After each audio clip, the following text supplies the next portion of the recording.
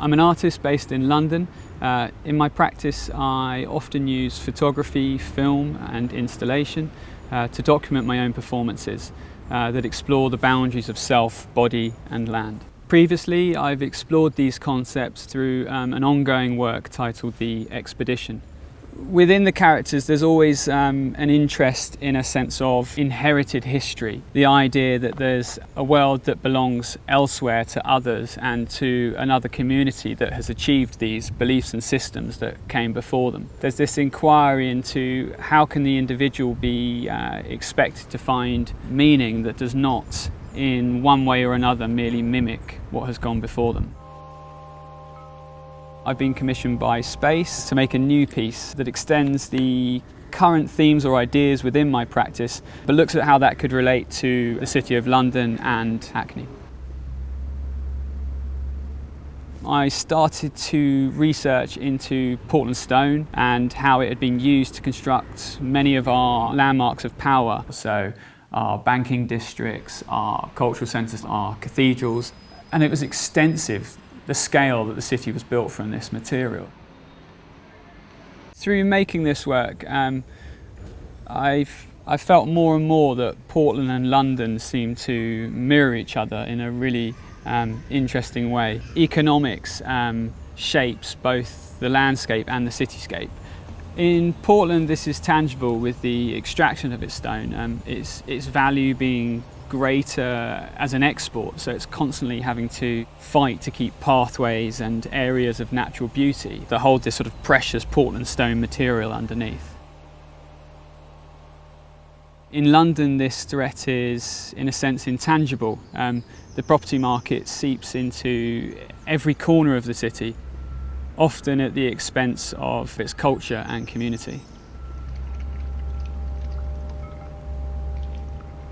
This research developed into the piece that's in the show now called Undersong, that explores what's left behind on the Isle of Portland. This landscape has, in a sense, through being extracted, become inverted and erased over centuries.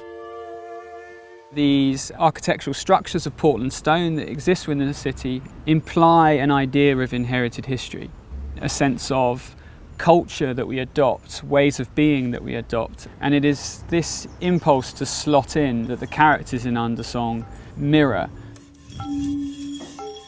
Throughout the piece you've got different states of material, and the characters in my piece are going through different states of negotiating material. They're suddenly, by moving something and physically being able to change its shape or sculpt it, it's a sense of empowerment.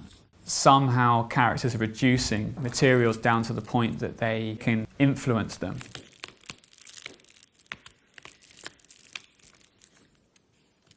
I've collaborated with Eric Medeiros, who's a musician and a sound artist from Rio. The emphasis on sound came from my actual experience of visiting the stone cutting workshops. It begins with these large pieces of stone being cut.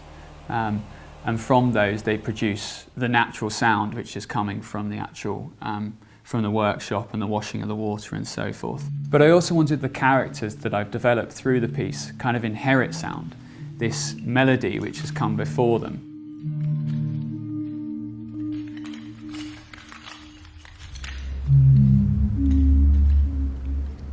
Extending the work outside of the gallery is a self-guided walk that takes people from the gallery past a number of buildings built from Portland stone. At each of these sites, the walker will be able to download an audio cairn that takes sounds from the video footage and merges these with sounds that I've made on the sites themselves. Accompanying these sounds will be a number of written cairns that have been made by Holly Caulfield Carr, who I've collaborated with on creating this second piece for the show. Additional to the written cairns and the audio cairns will be a number of physical pieces of Portland stone that will be in the gallery. Those who take the walk will be invited to take a piece of this and carry it with them throughout the walk. It was important that people felt the weight of the physical material, because we're potentially making immaterial sound pieces and written texts that take on a physicality through the sites or the architecture that the walker visits. So to also carry a piece of stone that kind of physically embodies the weight of this material was really important for both Holly and myself.